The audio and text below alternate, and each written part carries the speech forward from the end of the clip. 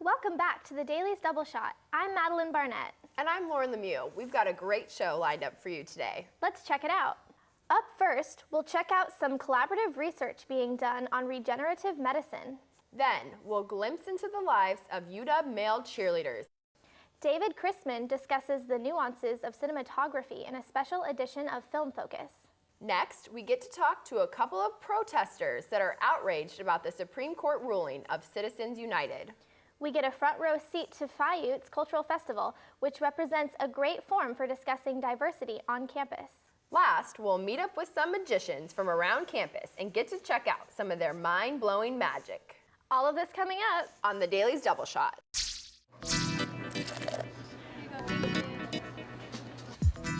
Ooh, what is that? Chinese. Yeah.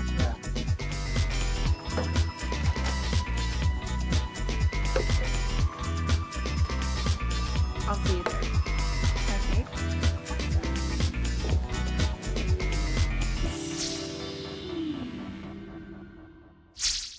Our first story today follows a research team from the Institute of Stem Cell and Regenerative Medicine.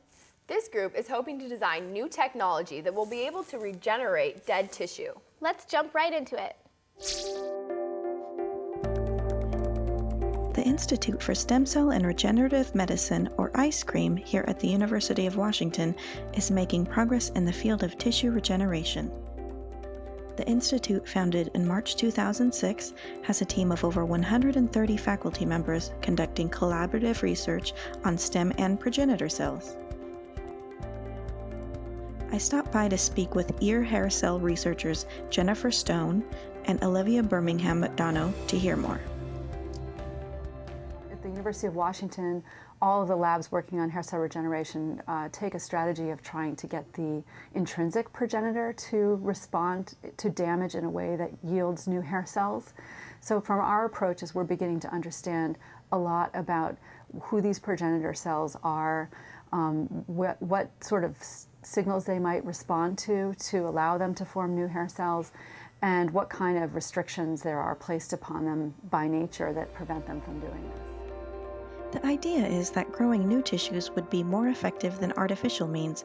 However, as Olivia explains, it's not that simple. But so we do need the prosthetics because in addition to developing new prosthetics that help some group of people, in addition they're also developing technologies for entry into the ear, for new surgeries that we may need, for delivery of drugs or factors that we think are going to stimulate a regeneration, or viruses that we think will reprogram the cells in the way we want. So I see it as all coming together. Like, I don't see it as any kind of competition between the fields because I think a little bit of everything is going to be necessary. Also working in collaboration as part of ICREM is the LaFlamme Lab, where I spoke with Michael LaFlamme and Ben Van Biber, who work turning stem cells into heart cells. We're interested in using stem cells to try and fix injured hearts. Mostly working with two different types of stem cells, so human embryonic stem cells, which are obviously in the news all the time. And then more recently, there's another type of stem cell called induced pluripotent stem cells, or iPS cells, which are pretty exciting. They have properties that are very similar to embryonic stem cells, but they're made by reprogramming normal cells, say like a skin fibroblast, an easy to obtain cell, into, again, something that's very similar to embryonic stem cells. And so those would avoid a lot of the objections to embryonic stem cells. The allure of stem cells is that they can be turned into virtually any other type of cell. So if we can learn to induce tissue regeneration in ears, or turn stem cells into heart cells, what are the limits? How far away are we from growing whole body parts? And can we foresee a day when, say, an amputated arm will be able to regrow? Yes, there has been a massive amount of interest, of course, in regeneration of whole organs or whole limbs. Humans don't have that kind of capability, except for some of the organs seem that we can regrow quite a bit if there's some of it left. However, that's really in its infancy. It's really far-fetched at this point to consider that that kind of thing might be possible. But there's obviously a lot of interest there. So there are some people in the ICREM Corps that are working on questions that can address that kind of thing. But like I said, it's really early in the field there. So while the dreams of science fiction may still be years away, one thing is certain. The researchers working together at the University of Washington are making great progress into bringing more effective and less invasive treatments to those with damaged organs. And who knows, maybe the secret to the next breakthrough is right at our fingertips. Wow, technology really is a lifesaver. Up next, we spend the day talking to the cheer team about some of the dynamics surrounding a co-ed squad. Let's go! When most think of cheerleading, the stereotype of cute girls in short skirts is the first image to come to mind. But like many other schools across the nation, the UW has a co-ed team. However, male cheerleaders, who are critical to the team, also battle many stereotypes of their own that often go unnoticed. The giant male cheer stereotype is going to be you're a queer if you're a cheerleader. And that's not the case. It's not a matter of being a cheerleader or not, it's a matter of preference. Why I cheer personally is, I get to represent the University of Washington. A larger crowd than you'll be with in your entire life. 75,000 people in Husky Stadium, and you are the image of UW. It's something I'm so passionate about too. I love being athletic. I love being, throwing girls around and catching their feet. It's, it's dangerous. It's defying. It's a little bit of an extreme sport in a sense to me. Tony Alphabek explains how these men play a significant role on the squad. Guys actually bring a really different dynamic to a cheer team because it's extremely rare to find girls who are capable of doing partner stunts like we do, which is a one-on-one stunt. You have one person who's in the air and one person who's holding that person in the air. The guys, it's a lot easier for guys to be able to do that in general, genetically. Many guys can combine guys together into groups to build pyramids of people that have two people stacked on two people stacked and a person on top of that. Or we can throw girls in the air as high as 20 feet if we do baskets, if we put 4 guys under it. And these are things that typically all-girl teams are not capable of doing, and they're a lot flashier, they're a lot more entertaining for the crowd. In high school cheer, the way that the girls are lifted up, they're called group stunts. So you'll have a group of 3 girls around 1 girl up top. So you have 3 girls stacking up 1 girl. So you can still do the same tricks, but it doesn't have the kind of effect as one strong dude tossing it up and having the lift. In addition to some extra muscle, the men have a social impact on the team. Captain Carissa Fogel said that compared to her previous experiences on an all-female team, the co-ed team has its unique benefits. I feel like they serve a role of balancing testosterone with a lot of femininity. So it's really nice to have that balance because at the end of the day, I don't want to be on a team with 30 girls. It'd be crazy. Guys definitely pump us all up. They're so positive and very energetic. So before any performance or games or anything, they all are so excited and they just pump us up, and it's so much fun because they have a lot of energy and they bring it throughout everyone in the team. Generally our voices carry a lot better, and then if you've never been down on that field, it's sometimes hard to understand exactly how loud it is at Husky Stadium or at CenturyLink. Despite all the practices, workouts, and adversity that these cheerleaders face, they're still in love with their sport, and this love is what makes it worthwhile for them at the end of the day. Maybe I should try out for the team. Probably not, Lauren. Probably not. You're right, I'm better at watching movies anyways. That's perfect, because up next, David Christman will teach us about cinematography in this episode's edition of Film Focus. Hello, I'm David Christman, and welcome to Film Focus. Today I'd like to talk about something that isn't discussed much other than by critics. Let's go inside and talk about cinematography.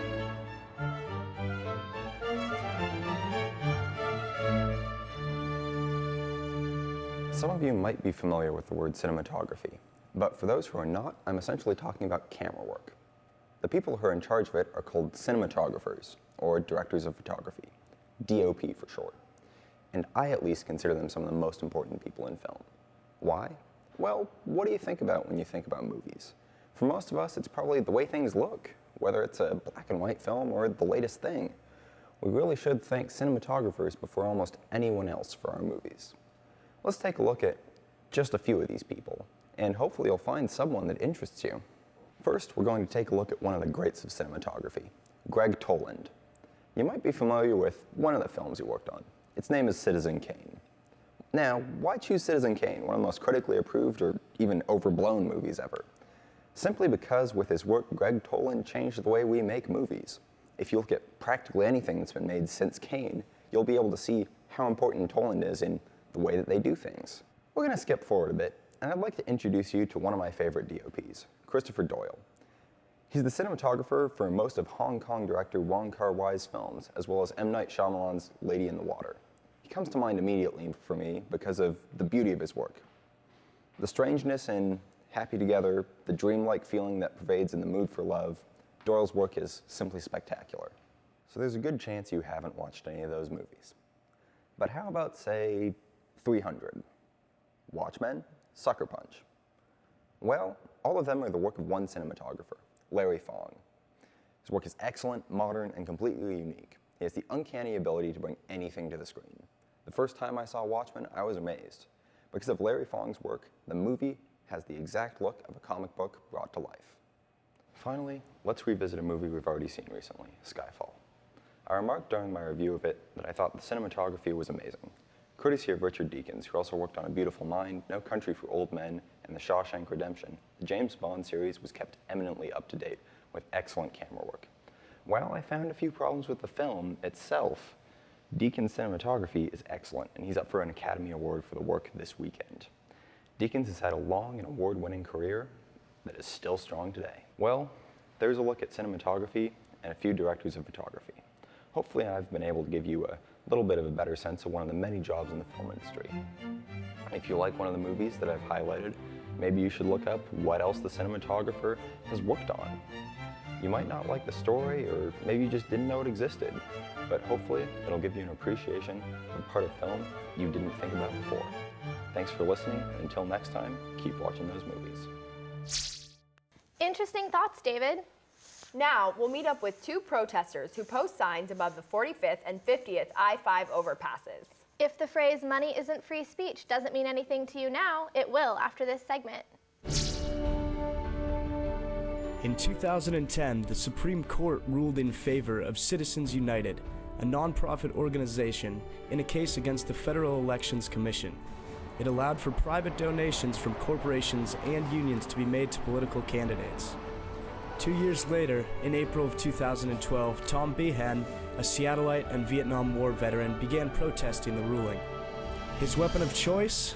A sign that reads, "Corporations are not persons," and displays above I-5 South on 50th Street.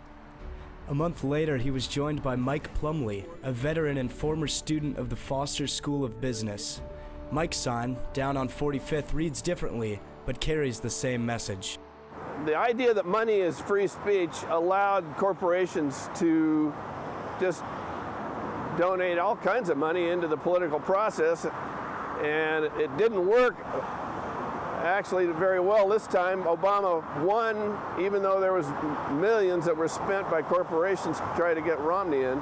Protesting this apparent violation of democracy, Mike and Tom believe they have found the perfect spot for their message. Coming southbound on I-5 through the U District is kind of our favorite spot. The traffic is slow enough to kind of wave and be able to make eye contact with the drivers. This is a middle-class neighborhood.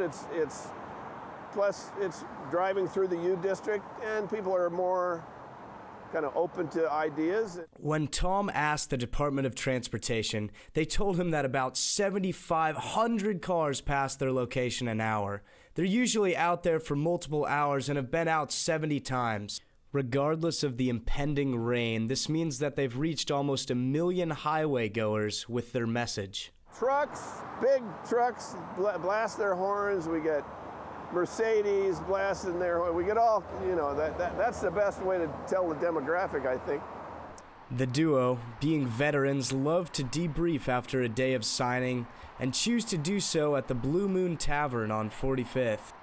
They discuss both the practicalities such as sign construction as well as the deeper substance of their message. Previously, corporate involvement in politics had been kind of murky. But this one, what has happened is the corporations have used the freedom of speech the First Amendment, yeah, that allows, protects our freedom of speech, to say that we have the right now to give money to political candidates and issues of our choice under freedom of speech. Through donations, all the rest of it. And you hear about that all the time. Corporate donations to congressmen. And they write the rules, they are, and the lobbyists are so much in control of Congress. It's the antithesis of free market capitalism. Free market capitalism says if you mess up in the marketplace, you're out. You don't write the rules so that you can benefit more than what free market capitalism would allow. Mike described his surprise when he first saw Tom's sign. The fact that it was he was doing it on his own and not was under some auspices of some big, humongous organization. I thought that was just great. But for two guys to get that much coverage this way, I think is ideal. With a message that's pretty heavy, it was good to see the guys having a beer and a laugh, hopeful and proud of their undertaking. Madeline, don't forget to wave to those guys next time you're driving south on I-5. Oh, I won't. Next, let's explore diversity at the FIUTS Cultural Festival held in the Hub and Meany Hall. The Foundation for International Understanding Through Students, also known as FIUTS, has always been dedicated to promoting the cultural diversity among UW students. This year's FIUTS Cultural Festival on February the 14th and 15th provided a big stage for students from various countries to showcase their cultural highlights. The Cultural Fest Expo, which was held on the 14th in the Hub, was where students and volunteers represented over 35 countries in their corresponding booths.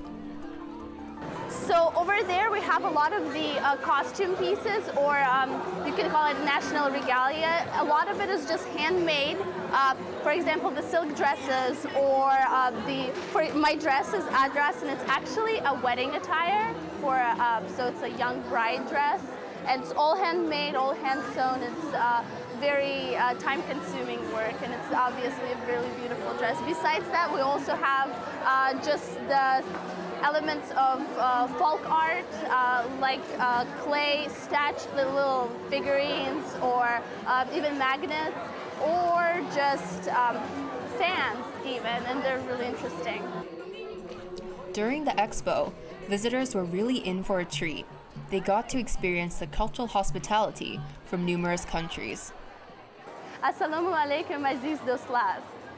On the second day of the Cultural Fest was the Cultural Fest performances, featuring performances like the Chilean folk dance, Chinese martial arts, Mexican mariachi band, and so on. We spoke to Jose Lopez, a member of the mariachi band, about their debut at the FIUTS Cultural Fest. Well, I believe this is the first time that we have a Mexican culture into FIUTS, because I was talking to our liaison, and she was telling me that this is the first time that we have a Hispanic group coming to show them what we have, and so I believe it's going to create more diversity around UW, show people that we're a small community right now, the Latinos in UW. Like, you walk around school and you don't see that many Latinos. So we want to show people that we are here, that we're a growing population right here in UW, and we want to help diversify. We then spoke to the executive director of FIUTS, who shared her views on celebrating diversity at UW with us. I think it's the only event at UW that celebrates all cultures. Everyone is welcome. So there are a lot of events on campus put on by RSOs that are just representing that one culture, with the mission really to tell people about their country. And in some ways, Cultural Fest isn't so much about telling other people about your country as it is celebrating your country and celebrating other people's countries too. So it's a big festival where everyone can play a role, whether they're volunteering or planning. Hundreds of students participate in the planning and coordination of the event. So it's both a celebration and a leadership exercise at the same time. And it celebrates every culture that's represented by international students. So a lot of times, international students are learning when they're here. They spend so much time learning, transitioning, and then learning how to live and work in the community that is the University of Washington, which can be really overwhelming. If nothing else, the two-day event hosted by FIUTS has shown us the cultural diversity we have right here on campus. And we can only hope that you will take the time to add your presence to the festivities next year. It's great to see such acceptance around campus. On top of that, it looks like a really fun event. In our last segment, we scour campus and get to see some of the most clever magicians do some of their work. Let's check it out. Seeing magicians perform around campus doesn't happen every day, but every once in a while, the former UW Magic Club will step outside and create some magic on the spot. For these magicians, magic is a way of looking at the world and connecting with others. I keep this sign in my backpack. Yeah, it's super sketchy, but I'll just put it around my neck if I'm bored and stand in a public place and then entertain people, because that's what I like to do for fun. I really like being up close and personal so the person can feel like they're part of it and actually, sometimes touch the magic and help out with it. So I really like that closer connection. Magic is a theatrical art, so I'm a drama and psychology major, and those are the two most important things in magic. It helps me incorporate character into what I do, and that's hugely important because if you don't have character, you're just tricks being done by a set of hands. My favorite type of magic is mental magic, the kind of thing that happens just between two minds rather than something physical. Magic is something you don't see every day, and that's exactly the purpose, is that you get to make a connection with somebody based on literally manipulating the reality in which you both live. And so, to me, that's really deep. Think about it. You walk out, doesn't matter, city, restaurant, friend's party, the middle of a class, and do something that is impossible. It's just cool. Everyone wants to be able to do magic, seriously. All right, so I just take it, give it some kinetic energy by giving it a shake. It was mind-blowing. Yeah, it was awesome. I want it to always be part of my life because magic is such a good way to break ice and make people smile and laugh, and that's why I value it so much, is because I can make people happy. Oh, this is a cool thing I found when I was playing around the other day. I was taking a rubber band and I wrapped it around my thumb, and I discovered if you just put it through around your thumb, the heat of your hand causes it to actually jump through. And I figured if you take two rubber bands and link them together like this, if you just pull, nothing happens. But if you rub enough, they can't get out through the middle like this, but if you rub enough friction is generated that they'll actually melt straight through each other. I see magic as an expression of personality and as an artistic outlet, as a stress outlet even, because if you're stressed, or at least if you're me and you're stressed, you can just go to your room and practice and it pretty much goes away until you remember that you have homework to do. But, Magicians in general are really fun to hang out with. I'm going to make that stereotype. Now I'm going to try to create an illusion. I want to give the illusion that the top... These UW magicians see magic as a tight-knit community, but that doesn't mean it keeps them from performing outside the U District. Their careers in magic have given them each unique opportunities to travel, learn, and perform for magic lovers around the world. Joe tells us about his experiences and some of the knowledge he has earned. Summer came around, didn't have any internships, so I bought a Greyhound ticket and headed south. I found this book about a man who travels to India, goes around searching for sadhus. They're like magicians, except they pretend to be prophets. They pretend to have magical powers. So that book contained a variety of stuff, most of which is not legal to perform in the United States because most of it's incredibly dangerous. One of the less dangerous effects involves sticking your hand in a pot of boiling oil. That's my favorite effect. If you see any of these guys around the U District, be sure to ask them to show you some awesome magic. I can't tell whether to be impressed or frightened. Yeah, my faith in reality is a little shaken right now. Well, that's all we have for you for today. But there's plenty more content on our website at dailyuw.com/doubleshot. And be sure to tune in 2 weeks for our next episode. I'm Lauren Lemieux. And I'm Madeline Barnett. Thanks for watching, and we'll see you next time on the Daily's Double Shot.